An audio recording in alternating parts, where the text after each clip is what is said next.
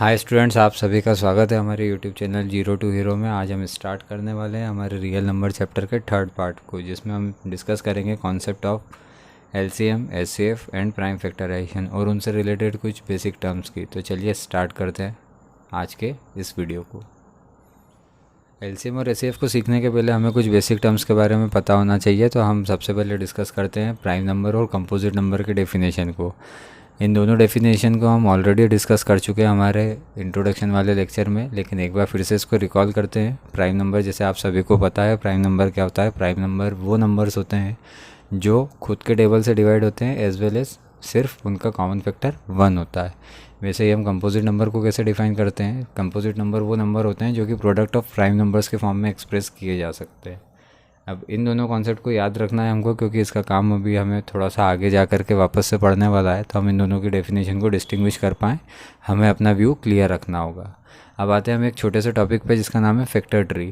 हालांकि ये इतना इंपॉर्टेंट टॉपिक नहीं है, लेकिन कभी कभी एग्ज़ाम में इसके ऊपर 1 मार्क क्वेश्चन आ जाते हैं या एमसीक्यू टाइप का कोई क्वेश्चन आपको मिल सकता है। तो इसको हम एक छोटा सा ओवरव्यू ले लेते हैं।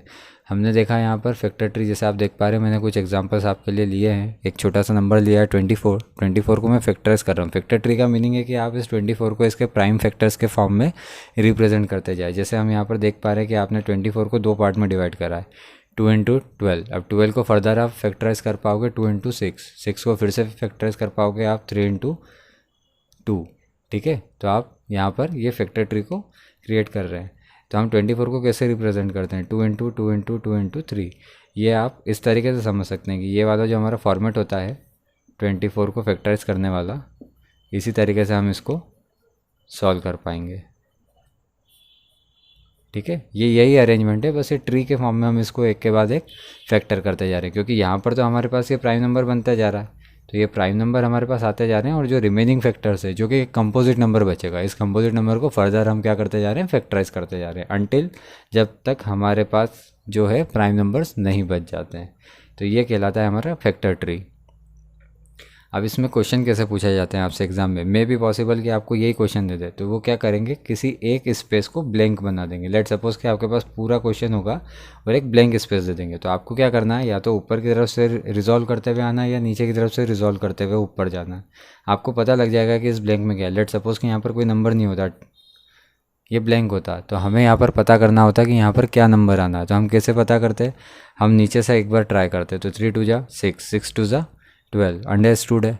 या फिर हम इसको दूसरे तरीके से डिवाइड करके देखते हैं कि 24 है, 24 को हम 2 पार्ट में डिवाइड करें, तो अगर उसका एक फैक्टर 2 है तो रिमेनिंग फैक्टर जो होगा वो 12 होगा।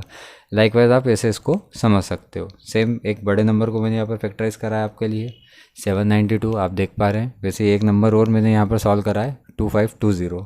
तो आप इसको थोड़ा सा आप ध्यान से देखिए, उसके बाद खुद से पेन पेपर पे एक बार इसको ट्राई कीजिए, तो आप ज़्यादा क्लियर कर पाएंगे इस टॉपिक को।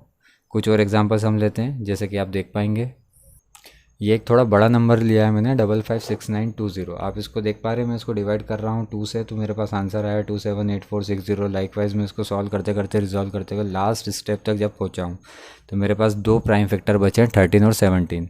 ठीक है, तो ये कुछ बेसिक कॉन्सेप्ट था फैक्टर ट्री का जो कि आपको पता होना चाहिए था। इसके लिए मैंने आपके साथ डिस्कस करा, और इस इतने डिस्कशन के ऊपर बेस मैं आपको 2 होमवर्क दिए जा रहा हूँ। आप इसको सॉल्व करके और कमेंट बॉक्स में अपना आंसर को लिखेंगे, और अगर आपको कुछ डाउट हो तो आप मुझसे कमेंट बॉक्स में पूछ सकते हैं। अब हम आते हैं हमारे नेक्स्ट टॉपिक पे। नेक्स्ट टॉपिक है हमारा फंडामेंटल थ्योरम ऑफ अर्थमेटिक। आप इसके स्टेटमेंट को देख पा रहे हैं, every composite number can be expressed और factorised as a product of primes and this factorisation is unique.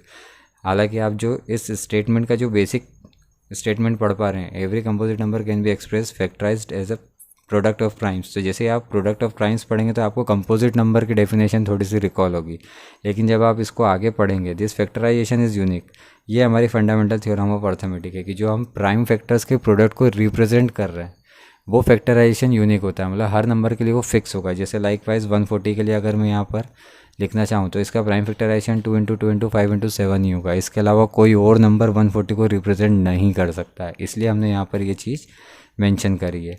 Apart from the order in which the prime factors occur. अब ये ज़रूरी नहीं कि आप छोटे से बड़े के ऑर्डर में, इंक्रीजिंग ऑर्डर में प्राइम फैक्टर्स को लिखो, ये हमारा फॉर्मेट है, हमने बुक्स में ऐसा ही पढ़ा या हमें ऐसा ही सिखाया गया, लेकिन ऐसा ज़रूरी नहीं है। कई बार आपने देखा होगा कि हम जल्दबाजी में 2 × 5 की जगह 5 × 2 लिख देते हैं, आंसर 10 रहता है। तो ये मैटर नहीं कर रहा है कि आप किस ऑर्डर में प्राइम फैक्टर्स को अरेंज कर रहे हैं, मैटर ये कर रहा है कि क्या वो यूनिक है। तो ये हमारी फंडामेंटल थ्योरम ऑफ अर्थमेटिक होती है। फंडामेंटल थ्योरम ऑफ अर्थमेटिक पे बेस हमारे पास एक छोटा सा क्वेश्चन है, हालांकि कम मार्क्स में आता है, 2 मार्क्स में शायद एग्ज़ाम में आपको मिल जाए। एक छोटा सा कॉन्सेप्ट है, तो इसको हम डिस्कस करते हैं। हमारे पास क्वेश्चन है, prove that there is no natural number for which 4n ends with the digit 0। मतलब हमें ये प्रूव करना है कि हमारे पास ऐसा कोई नेचुरल नंबर नहीं है जो 4n को 0 से एंड करवा सकता है। मतलब कहने का मतलब ये है, जैसे कि फॉर एग्ज़ाम्पल आपके पास है 10, 100, 200, 1000, एनीथिंग एल्स, इसके यूनिट प्लेस पे हमारे पास क्या आ रहा है, 0। मतलब ये सारे नंबर्स कैसे एंड हो रहे हैं, 0 पर एंड हो रहे हैं। तो हमें ये प्रूव करना है कि क्या किसी नेचुरल नंबर के लिए 4n 0 पर एंड हो सकता है। तो हम इसको चेक करते हैं कि इसका फॉर्मेट क्या होना चाहिए, हम इसे कैसे प्रूव कर पाएंगे। तो आप इसे कैसे प्रूव कर पाएंगे, आप सबसे पहले ये लिखेंगे कि we know that if any positive integer ends with 0 then it must be divisible by 5। ये आप बहुत कॉमन सी फैक्ट है, अभी मैं इसको डिस्कस भी करूँगा आपके साथ, लेकिन आप समझ पाएंगे इसको। So its prime factorisation must contain 5। अब मैं आपको एक छोटा सा कॉन्सेप्ट बता रहा हूँ, आपको वो याद रखना है, ठीक है। मैं आपको एक कॉन्सेप्ट समझाता हूँ कि अगर आपको किसी भी नंबर के यूनिट प्लेस पर, या यूँ बोलूँ मैं कि किसी भी नंबर का एंडिंग आपको अगर 0 से चाहिए, तो आपको 1 पेयर ऑफ 2 and 5 नेसेसरी है। Got it. अब आप आगे इसको देखेंगे, अगर आपको 100 को अगर फैक्टराइज करना है तो आप कैसे लिख पाएंगे, 10 × 10। और अभी हमने समझा कि 10 मीन्स 2 × 5, तो 2 × 5 यहाँ से भी आएगा, 2 × 5 यहाँ से भी आएगा। तो आप यहाँ पर क्या लिख पाएंगे, 2 × 5 to the power 2, 2 square × 5 square. तो हम ये समझाना चाह रहे हैं कि अगर किसी भी नंबर को 0 से एंड करना है तो उसके पास क्या होना चाहिए, 5 एज अ फैक्टर होना चाहिए। मतलब वो नंबर 5 से डिविजिबल होना चाहिए। तो उसके प्राइम फैक्टराइजेशन में हमेशा क्या होगा, 5 होगा। अब आप किसी भी नंबर को ट्राई करके देखिए मेंटली, जैसे मैंने आपको 10 का एग्जांपल दिया कि 2 × 5, वैसे ही आप देखिए, आप 20 को ट्राई कीजिए तो 2 × 10, 2 × 10 मीन्स वापस 10 आया, 10 को फर्दर आप फैक्टराइज करो 2 × 5। तो आपके पास हर वो नंबर जिसके एंड में 0 आ रहा है, कहीं ना कहीं 5 एज अ फैक्टर होगा, ये हम बोलना चाह रहे हैं। अब हम अपने क्वेश्चन पर आते हैं। तो हम यहाँ बोल रहे हैं कि prime factorisation of 4n contains only 2, क्योंकि 4 के फैक्टर आप कैसे कर पाओगे, 2 × 2, 2 की पावर 2। तो हमारे पास 4 के फैक्टर में 2 ही आ रहा है, और हमारे पास यूनिकनेस है फंडामेंटल थ्योरम ऑफ अर्थमेटिक की। मैं यहाँ पर थोड़े शॉर्ट फॉर्म्स यूज़ कर रहा हूँ, लेकिन आप एग्जाम में या स्कूल एग्जाम्स में जब भी आप रिप्रेजेंट करेंगे अपने सॉल्यूशन को, तो वहाँ शॉर्ट फॉर्म नहीं लिखेंगे। हम ये बोलना चाह रहे हैं कि हमारी फंडामेंटल थ्योरम ऑफ अर्थमेटिक के यूनिकनेस के कारण ये हमारे पास 4 के कोई और फैक्टर नहीं बन सकते। 2 है तो 2 ही रहेगा कंपल्सरीली। तो हम ये बोल पाएंगे कि 4n कभी भी 0 से एंड नहीं हो सकता है, ठीक है। तो ये आपको थोड़ा सा एक सब्जेक्टिव टाइप क्वेश्चन बन रहा है, तो आपको ये थोड़ा सा फॉर्मेट याद रखना पड़ेगा। लैंग्वेज वेरी कर सकती है ना, तो आप इसको थोड़ा सा ध्यान से देखिए। सिमिलर टाइप के क्वेश्चंस आपको मिलेंगे, आप अलग अलग रेफरेंस बुक को यूज़ कीजिए, है ना। तो आपको अलग अलग क्वेश्चन मिलेंगे, जैसे 5n है, 6n है, कहीं पर 12n है। अलग अलग आप बुक यूज़ करेंगे तो आपको फर्दर और क्वेश्चंस मिलते रहेंगे। और पैटर्न ऑफ क्वेश्चन हमारे पास है, जिसमें आप देख पा रहे हैं हमने लिखा है explain why following are composite number. आपको कुछ नंबर्स के अरेंजमेंट दिए हुए हैं एडिशन और मल्टीप्लिकेशन के फॉर्म में, और आपको ये प्रूव करना है कि हम इसको कंपोजिट नंबर क्यों बोल रहे हैं। तो आप फर्स्ट पार्ट देख पा रहे हैं, 7 × 11 × 13 + 13। अब मैं इसको थोड़ा सा रिजॉल्व करता हूँ। रिजॉल्व करूँगा तो मेरे पास जो फाइनल आंसर आएगा वो आएगा 1014। अब हमें क्या करना है, इस 1014 के प्राइम फैक्टर्स निकालना है। प्राइम फैक्टर आप देख पा रहे हैं, 2 × 3 × 13 × 13, it means 2 × 3 × 13 to the power 2। आप ऐसा भी लिख सकते हैं। तो जब हम इसको थोड़ा सा, यहाँ पर थोड़ा राइटिंग मिस्टेक है, इसको ओवरकम करें आप। तो जब आप इसको देख पा रहे हैं तो 2, 3 और 13 ये सभी प्राइम फैक्टर्स है। तो हमने यहाँ पर इसको कंक्लूड कर दिया कि 1014 can be express as the product of more than 2 prime numbers, therefore it is composite number. अगर आप इतना नहीं भी लिखें, मोर देन 2 नंबर्स, आप इसको स्किप भी कर सकते हैं। आप सिर्फ इतना भी लिख देंगे अगर कि 1014 जो है वो प्रोडक्ट ऑफ प्राइम नंबर्स के फॉर्म में एक्सप्रेस हो पा रहा है, therefore it is a composite number, क्योंकि कंपोजिट नंबर की डेफिनेशन हमने इसीलिए पढ़ी थी क्योंकि हमें इसका काम पढ़ने वाला था। एक सेकंड क्वेश्चन है जो बहुत इजी है, आप देख पा रहे हैं, और थर्ड क्वेश्चन है वो मोस्ट इजी है, तो उसको मैंने लास्ट में रखा है। तो आप इन दोनों को भी एक बार पेन पेपर पे अपने हिसाब से ट्राई कीजिए, क्योंकि ये तो मैंने सॉल्व करके आपके लिए बताए हैं, लेकिन आपको थोड़ा सा इसको प्रैक्टिस करना पड़ेगा। और मैंने आपको फर्स्ट वीडियो में बोला था कि आपको अपने सीखे हुए कॉन्सेप्ट पे कम से कम 10 से 15 मिनट काम करना चाहिए, ताकि आपको कॉन्सेप्ट रिवाइज भी हो, लर्न भी हो, और आपका उस पर एक्सपर्टाइज हो जाएगा। चलिए हम आते हैं अपने नेक्स्ट टॉपिक पर। अब हम आते हैं हमारे नए टॉपिक पर, जिसका नाम है एलसीएम और HCF by prime factorisation method. ये मोस्ट डिमांडिंग टॉपिक है, जो कि एग्ज़ाम का, ऐसा बोला जाता है कि बोर्ड एग्ज़ाम्स का एक मोस्ट फेवरेट टॉपिक है। हालांकि ये बहुत ज़्यादा मार्क्स में नहीं पूछा जाता है कि बहुत बड़े मार्किंग में, जैसे कि 3 और 4 मार्क्स के क्वेश्चन में मिलेगा, लेकिन 1 और 2 मार्क्स के फेवरेट क्वेश्चंस में एक है। मे बी पॉसिबल कि इस पर एमसीक्यू भी आ सकता है, मे बी पॉसिबल इसमें एक शॉर्ट क्वेश्चन बन जाए आपके पास, वेरी शॉर्ट आंसर टाइप। तो ये एक बहुत फेवरेट टॉपिक है कि कहीं ना कहीं बोर्ड इस टॉपिक को अपने पेपर में ज़रूर इंक्लूड करता है। बहुत इजी सा कॉन्सेप्ट है, आप समझ पाएंगे। जैसे आप देख पा रहे हैं, मैंने एचसीएफ और एलसीएम के लिए आपको एक छोटा सा हिंट लिखा है कि आपको कैसे एचसीएफ और एलसीएम निकालना है, ठीक है। जैसे आप देख पा रहे हैं, एचसीएफ हमने लिखा है product of smallest power of each common prime factor involved. जो भी यहाँ पर नंबर्स हमको दिए होंगे, मे बी पॉसिबल 2 नंबर का एचसीएफ पूछें, 3 नंबर का एचसीएफ पूछे, या 4 नंबर का एचसीएफ पूछें, है ना। तो उसका जो कॉमन फैक्टर होगा, कॉमन प्राइम फैक्टर, उसकी स्मॉलेस्ट पावर हमको इन्वॉल्व करना है।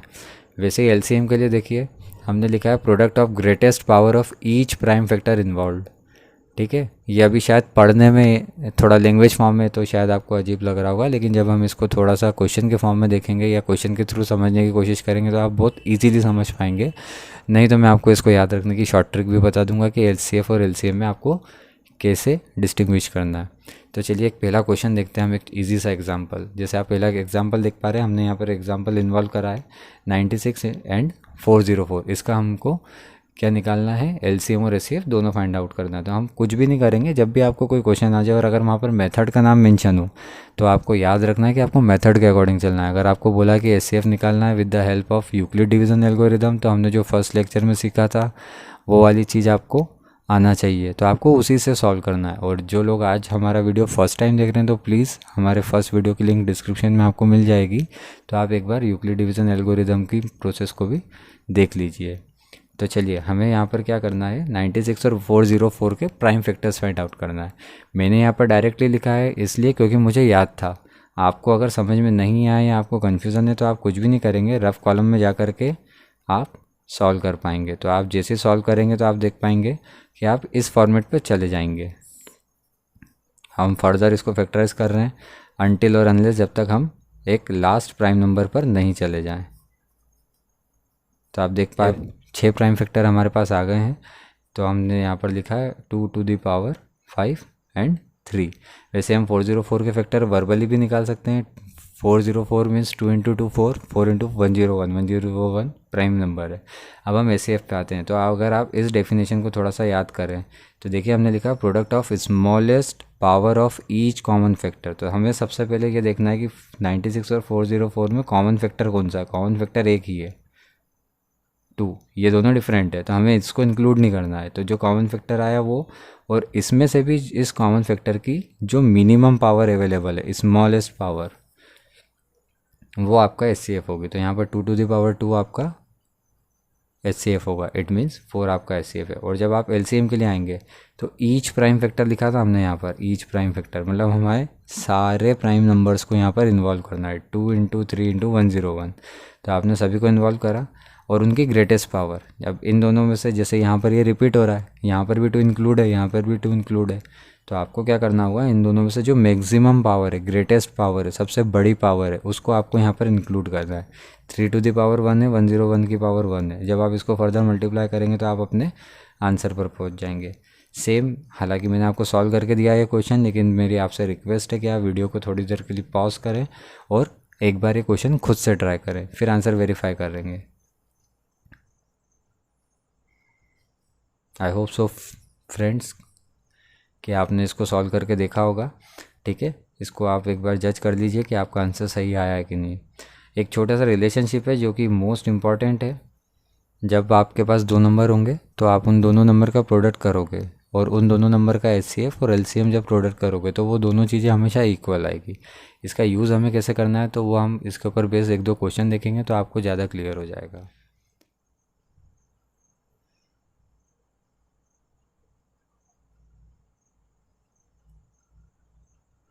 जैसे कि आप देख पा रहे हैं मैंने थर्ड और फोर्थ पार्ट में आपके लिए 3 नंबर का LCM और HCF सॉल्व करके दिखाया है। प्रोसेस वही रहेगी जो हमें दो नंबर्स के लिए सॉल्व करना होती है, तो आप इसको थोड़ा सा एक बार जज करके देखें, ठीक है। आप खुद से सॉल्व करें, अगर आपको कोई प्रॉब्लम आती है तो फिर आप सॉल्यूशन देखिएगा। मैं इस वीडियो में आपके लिए कोई होमवर्क नहीं दे रहा हूँ क्योंकि बहुत ईजी सा कॉन्सेप्ट था। आप रैंडमली कोई भी क्वेश्चंस को उठाइए या फिर आप जो भी एक रेफरेंस बुक को यूज़ कर रहे हैं आप उस बुक में से क्वेश्चंस लीजिए और इस मेथड को अप्लाई करके देखिए।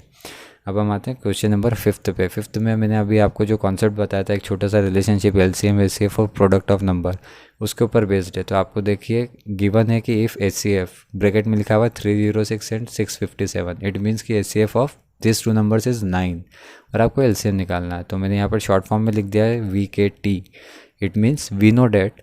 तो आपको एक फार्मूला हमेशा लिखना चाहिए। एक अच्छे आंसर शीट की ये निशानी होती है कि आप उसमें अपने इम्पॉर्टेंट बातों को हाईलाइट करें। तो आप फार्मूला लिखें LCM into HCF equals to product of numbers. Formula apply करने के बाद जो आपको चाहिए वो आप देख लीजिए क्या हमें रिक्वायर्ड है। हमें LCM रिक्वायर्ड है तो हम LCM को एक तरफ रख करके पूरे फार्मूले को मॉडिफाई कर देंगे। जब हम मॉडिफाई करेंगे तो आप देख पा रहे हैं हम यहाँ पर थोड़ा सॉल्व करने के बाद हमारे पास बचेगा 2238, ठीक है। फ्रेंड्स हम एक और क्वेश्चन सॉल्व करते हैं इसी कॉन्सेप्ट पे। देखिए हमें गिवन है if HCF of 2 numbers is 2, 2 नंबरों का HCF हमारे पास गिवन है 2, इफ़ देयर प्रोडक्ट इज़ 120 और उन दोनों नंबर्स का प्रोडक्ट अगर हमारे पास 120 है then what is their LCM। अब हमें उनका LCM फाइंड आउट करना है। तो सेम कॉन्सेप्ट है, सेम चीज़ें है। आपको क्या करना है, अपने फार्मूले पे जाना है और वैल्यूज़ को पुट करना है। तो आप देख पाएंगे हमारे पास LCM जो आएगा वो 60 आएगा, ठीक है फ्रेंड्स। तो आज के वीडियो में इतना ही। एक बेसिक सा कॉन्सेप्ट हमने डिस्कस करा है जो कि बहुत इंपॉर्टेंट है क्योंकि एग्ज़ाम में इसको कई बार इन्वॉल्व किया जाता है। तो आज के लिए इतना ही। आप एक रेफरेंस बुक को ज़रूर यूज़ करें, उसमें से क्वेश्चंस को सॉल्व करें, मेथड अप्लाई करें और अगर आपको कोई डाउट आता है तो कमेंट सेक्शन में उसको ज़रूर पूछें। और अगर आज का कॉन्सेप्ट आपको अच्छा लगा हो तो प्लीज़ हमारे वीडियो को लाइक शेयर करें और उन बच्चों तक ज़रूर शेयर करें जो कोचिंग अफोर्ड नहीं कर पा रहे हैं। Thank you so much. मिलते हैं नेक्स्ट वीडियो में।